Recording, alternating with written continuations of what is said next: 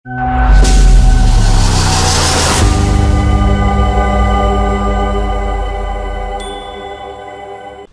लोकमत राजस्थान में आप सभी का स्वागत है। मैं आपके साथ मोनिका राठौड़। राजस्थान की सियासत में एक बार फिर पूर्व मुख्यमंत्री वसुंधरा राजे के सक्रिय होने की खबरें सुर्खियों में हैं। रिपोर्ट के मुताबिक वसुंधरा राजे अपने राजनीतिक वनवास से बाहर निकल रही हैं और राष्ट्रीय स्वयंसेवक संघ के शीर्ष नेताओं के साथ उनकी बातचीत तेज हो गई है।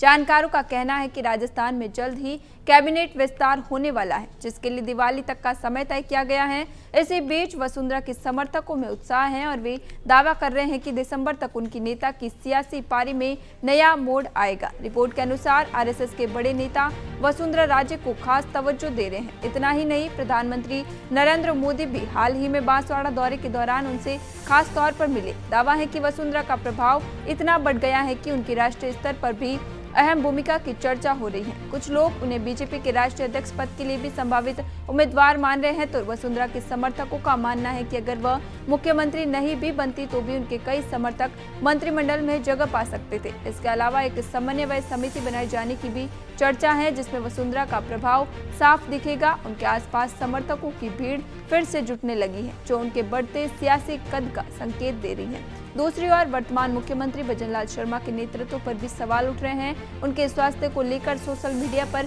कई तरह की अफवाहें चल रही हैं। कुछ लोग उनके अनाज न खाने की बात को लेकर मजाक उड़ा रहे हैं। हालांकि उनके करीबियों का कहना है कि स्वास्थ्य कारणों से उन्हें अनाज का सेवन कम किया है, लेकिन इसका मतलब ये नहीं है कि पूरी तरह भोजन छोड़ चुके हैं। भजनलाल शर्मा की सादगी और आम आदमी से जुड़ाव उनकी ताकत मानी जाती है। हाल ही में एक बच्चे के साथ उनकी मुलाकात और उसे मंच पर बुलाने का वाकया खूब चर्चा में रहा, लेकिन कुछ लोग इसे प्रधानमंत्री नरेंद्र मोदी की शैली की नकल मान रहे हैं। राजनीतिक विश्लेषकों का कहना है कि भजनलाल शर्मा को मोदी की शैली की नकल करने के बजाय अपनी खासियत पर ध्यान देना चाहिए। उनकी ताकत, उनकी सादगी और जनता से सीधा जुड़ाव है।